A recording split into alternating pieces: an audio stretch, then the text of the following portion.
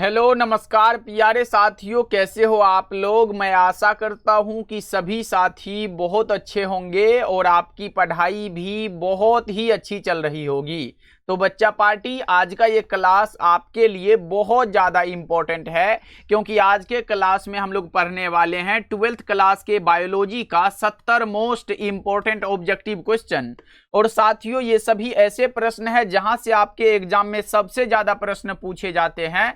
तो इस क्लास को आप लोग बिल्कुल ध्यान से देखिएगा और एक एक प्रश्नों को बहुत ही अच्छे से याद कर लीजिएगा। ओके, चलिए फिर क्लास को स्टार्ट करते हैं। पहला नंबर सवाल आपके सामने है, तो मेरे भाई आप लोग भी आंसर को लगाते चलिएगा।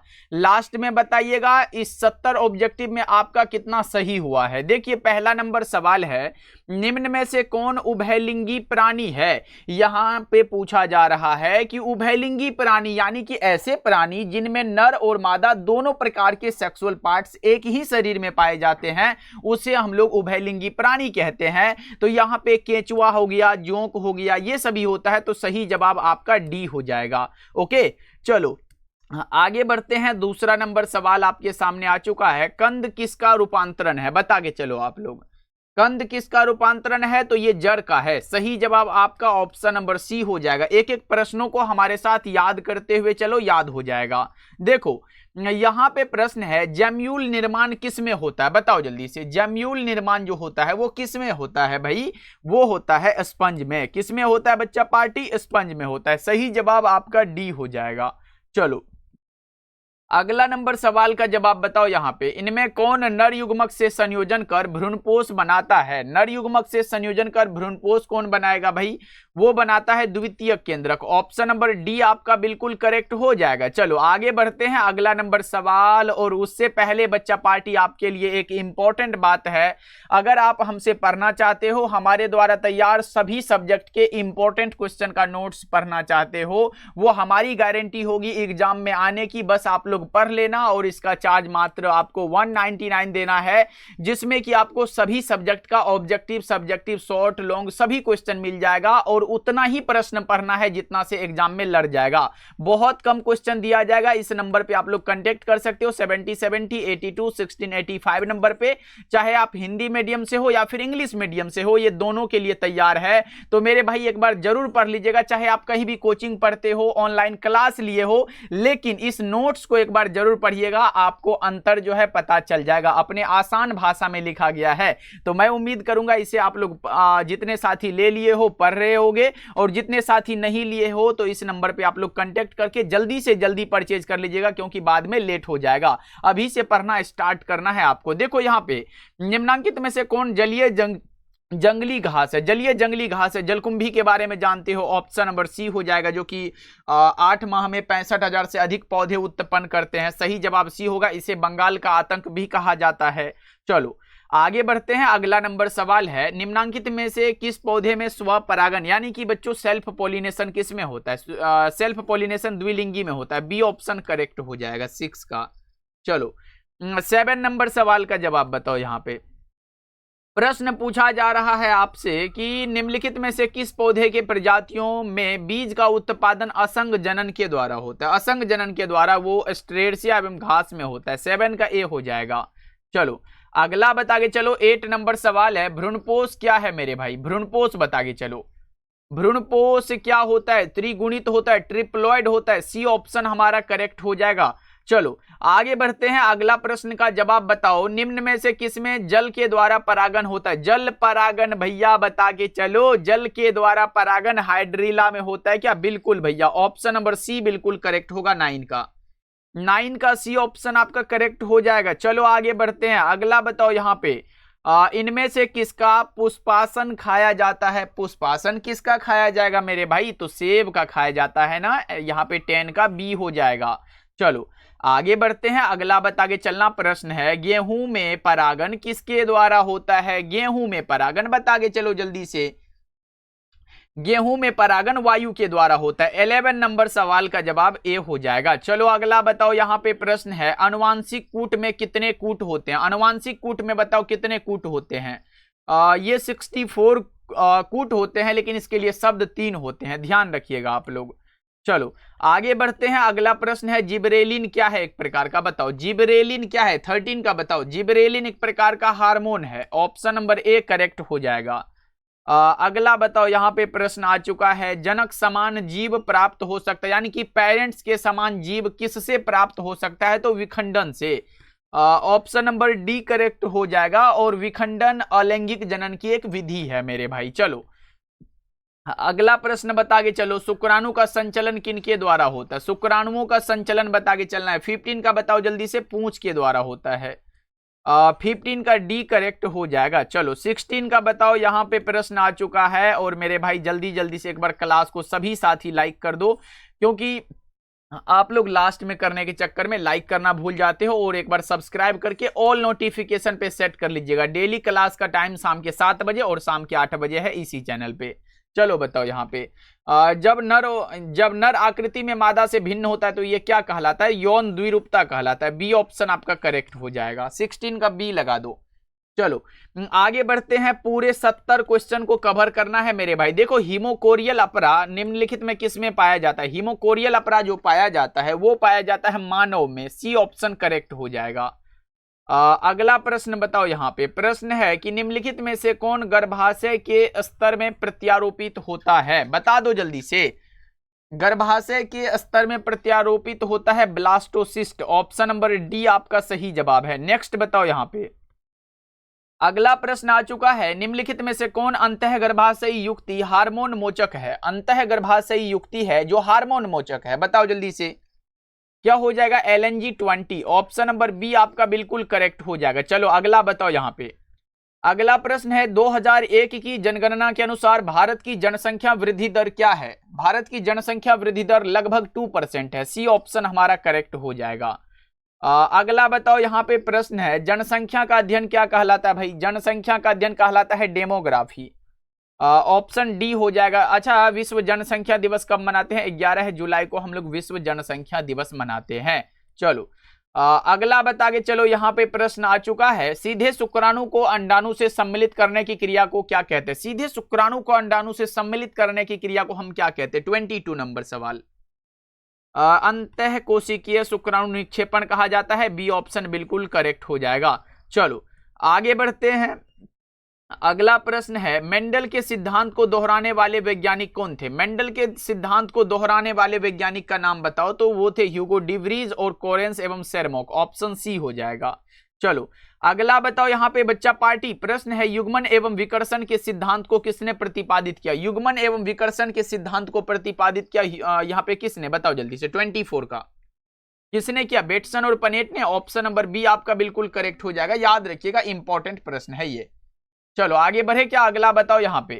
अगला प्रश्न देखो यहाँ पे आ चुका है, बता दो जल्दी से। जब किसी उत्परिवर्तन से फ्यूरिन के स्थान पर पैरामिडिन प्रतिस्थापित हो जाए तो इसे हम क्या कहते हैं भाई, इसे हम लोग कहते हैं ट्रांसवर्सन। बी ऑप्शन करेक्ट हो जाएगा। चलो आगे बढ़ते हैं। अगला प्रश्न आपके सामने है, जेड डीएनए में डीएनए अणु का व्यास कितना होता है, जेड डीएनए में पूछा गया। जेड डीएनए में डीएनए अणु का अगर व्यास पूछोगे तो 18 एंगस्ट्रम होता है। और अगर बी डीएनए में डीएनए अणु का व्यास पूछता तो 20 एंगस्ट्रम होता है। बी डीएनए नहीं है यहाँ पे, जेड डीएनए, इसलिए 18 एंगस्ट्रम करेक्ट है मेरे भाई। चलो आगे बढ़ते हैं। अगला बताओ यहाँ पे। अगला प्रश्न है, एमआरएनए का निर्माण होता है कहां पर होता है, एमआरएनए का निर्माण होता है केंद्रक में। सी ऑप्शन आपका करेक्ट हो जाएगा। अगला प्रश्न है आपके सामने, आरएनए के किस रूप की संरचना त्रिपर्णी जैसी होती है, त्रिपर्णी जैसी भैया बता के चलो, तो टीआरएनए की, जिसे हम घुलनशील आरएनए कहते हैं। तो यहां पे ऑप्शन नंबर डी करेक्ट हो जाएगा। अगला प्रश्न देखो यहाँ पे है, सैटेलाइट डीएनए एक उपयोगी साधन है, सैटेलाइट डीएनए एक उपयोगी साधन है किसका, तो ये है फोरेंसिक विज्ञान का। ऑप्शन नंबर सी करेक्ट हो जाएगा। चलो अगला बताओ यहाँ पे। अगला प्रश्न है, जीन अभिव्यक्ति का नियंत्रण जो है किनके स्तर पर होता है, बता दो। जीन अभिव्यक्ति का नियंत्रण किनके स्तर पर होता है, तो भैया ये प्रतिलेखन और अनुवादन दोनों के स्तर पर होता है। डी ऑप्शन आपका करेक्ट होगा, ए और बी दोनों। चलो अगला बताओ यहाँ पे प्रश्न है, प्रतिकोडोन या फिर एंटीकोडोन कहां पर पाए जाते हैं, बताओ जल्दी से। प्रतिकोडोन या एंटीकोडोन कहां पर पाए जाते हैं भैया, टीआरएनए पर। ऑप्शन नंबर बी करेक्ट हो जाएगा। सबसे आसान प्रश्न ही तो है। चलो बताओ यहाँ पे, जंक डीएनए किसको कहा जाता है, जंक डीएनए किसको कहा जाता है? नन कोडिंग क्रम को यहाँ पे जंक डीएनए कहा जाता है। बी ऑप्शन आपका करेक्ट हो जाएगा। चलो अगला बतागे चलो, यहाँ पे समकार्य संरचनाएं किसके परिणाम स्वरूप है? समकार्य संरचनाएं किसके परिणाम स्वरूप है? तो भैया ये अभिसारी विकास के परिणाम स्वरूप है। ऑप्शन नंबर बी करेक्ट हो जाएगा। चलो आगे बढ़ते हैं। अगला प्रश्न ये है, पादपों तथा जंतुओं के बीच की कड़ी किसे माना जाता है? पादपों तथा जंतुओं के बीच की कड़ी किसे माना जाता है? तो युग्लिना को। सही जवाब आपका सी हो जाएगा, युग्लिना को माना जाता है मेरे भाई। चलो अगला बताओ यहाँ पे। चलो यहाँ पे देखो, आंसर लगाने से पहले भैया लाइक वाइक कर देना। जितने साथी देख रहे हो, एकदम देख रहे हो ना, तो क्लास को लाइक कर दिया करो। देखो, मनुष्य के विकास की आयु किसके द्वारा मापी जाती है? मनुष्य के विकास की आयु मापी जाती है रेडियोधर्मी डेटिंग के द्वारा। ऑप्शन नंबर डी आपका करेक्ट हो जाएगा। चलो अगला प्रश्न है, डायनासोर क्या है भाई? डायनासोर भैया विलुप्त हो चुका है और यह एक प्रकार का क्या है? सरीसृप है, तो विलुप्त सरीसृप हो जाएगा। चलो अगला बताओ यहाँ पे। अगला प्रश्न है, द ओरिजिन ऑफ स्पीसीज पुस्तक किसने लिखी है? द ओरिजिन ऑफ स्पीसीज पुस्तक लिखी है चार्ल्स डार्विन ने। 37 का ए हमारा करेक्ट हो जाएगा। चलो अगला बताओ यहाँ पे। प्रश्न है, मनुष्य के हाथ चमगादड़ के पंख तथा व्हेल के फिलिप पर अभिव्यक्त करते हैं। किसको ये अभिव्यक्त करते हैं? 38 का बताओ दो जल्दी से। बहुत अच्छे भैया, ये समजात अंग को अभिव्यक्त करते हैं। डी ऑप्शन आपका करेक्ट हो जाएगा। अगला बताओ यहाँ पे प्रश्न है, नई प्रजातियों के निर्माण का महत्वपूर्ण कारक क्या है? तो नई प्रजातियों के निर्माण का महत्वपूर्ण कारक है उत्परिवर्तन। इसकी खोज ह्यूगो डिवरीज ने किया था। चलो बता दो यहाँ पे, निम्नलिखित में से किस रक्त कोशिका को पीएमएनएल कहते हैं? जल्दी बता दो, निम्नलिखित में किस रक्त कोशिका को पीएमएनएल कहते हैं? जल्दी बता के चलो, कौन सा हो जाएगा यहाँ पे? न्यूट्रोफिल को। ऑप्शन नंबर सी बिल्कुल करेक्ट हो जाएगा। चलो आगे बढ़ते हैं। अगला बताओ यहाँ पे। अगला प्रश्न है, बूंद संक्रमण क्या है? 41 नंबर सवाल का जवाब सबसे आसान है भैया। बूंद संक्रमण क्या है? निमोनिया है। ऑप्शन नंबर डी करेक्ट हो जाएगा। अगला प्रश्न है, एचआईवी निम्न में से किस कोशिका पर आक्रमण करती है? एचआईवी टी हेल्पर सेल पर आक्रमण करती है। डी ऑप्शन हमारा सही जवाब है, जो कि आसान भी प्रश्न है मेरे भाई। देखो, विश्व एड्स दिवस कब होता है बता दो।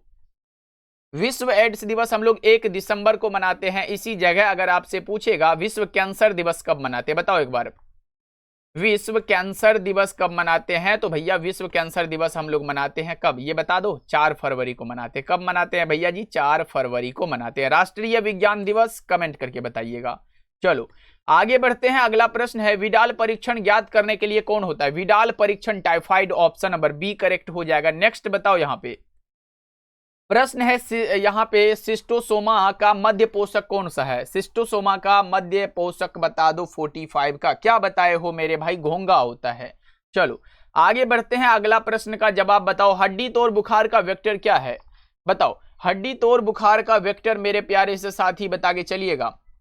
हड्डी तोड़ बुखार का वेक्टर क्या है? ये है Aedes. Option number B correct हो जाएगा। चलो आगे बढ़ते हैं। अगला बताओ यहाँ पे। अगला प्रश्न है, प्रतिरक्षी उत्पन्न करने वाली कोशिका का नाम क्या है? प्रतिरक्षी उत्पन्न करने वाली कोशिका का नाम है बी कोशिका। ऑप्शन नंबर बी करेक्ट हो जाएगा मेरे भाई। चलो अगला बता के चलो, संक्रमित पेयजल से फैलने वाला रोग निम्नांकित में कौन सा है? संक्रमित पेयजल से फैलने वाला रोग कौन सा हो जाएगा बता के चलिएगा। तो यह हो जाएगा टाइफाइड। ऑप्शन नंबर ए हमारा करेक्ट हो जाएगा। चलो आगे बढ़ते हैं। अगला प्रश्न बताइएगा, रक्त में प्रतिजन तथा प्रतिरक्षी की परस्पर क्रिया का अध्ययन क्या कहलाता है? 49 नंबर सवाल का जवाब भैया सेरोलॉजी कहलाता है। ऑप्शन नंबर ए करेक्ट हो जाएगा। याद रखिएगा आप लोग। चलो बच्चा पार्टी, यहां पे प्रश्न है, बासमती चावल की कितनी किस्में भारत में उगाई जाती है? बताओ जल्दी से।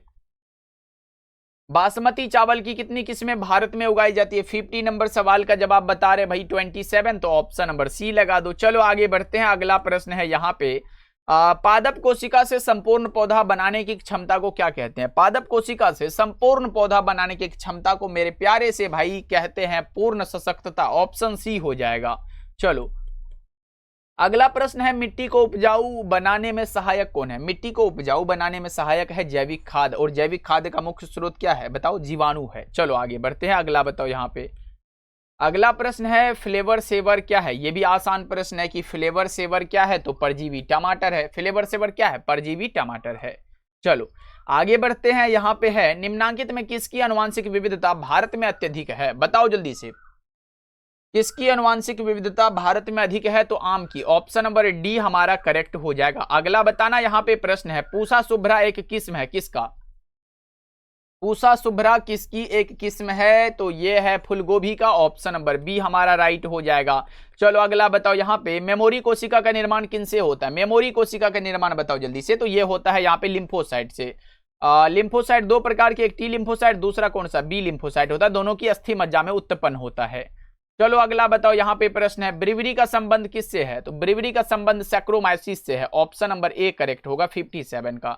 चलो आगे बढ़ते हैं, अगला प्रश्न का जवाब बताना, लेकिन मेरे प्यारे भाई वो नोट्स जरूर पढ़ लेना, मैं तो यही कहूंगा, क्योंकि सभी ऑब्जेक्टिव सब्जेक्टिव आपको वहीं पर मिल जाएगा।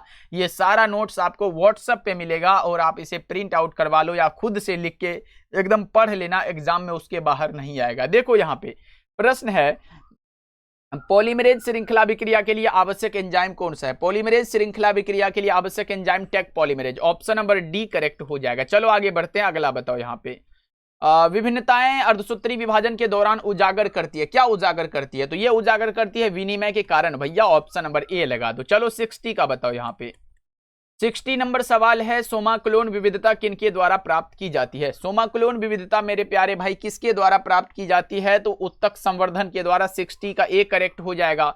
चलो आगे बढ़ते हैं, अगला बता के चलो, यहाँ पे प्रश्न है आनुवांशिक अभियांत्रिकी जीवाणुओं को किसके उत्पादन के लिए संयोजित किया जाता है? बता दो 61 नंबर सवाल का जवाब। कौन सा?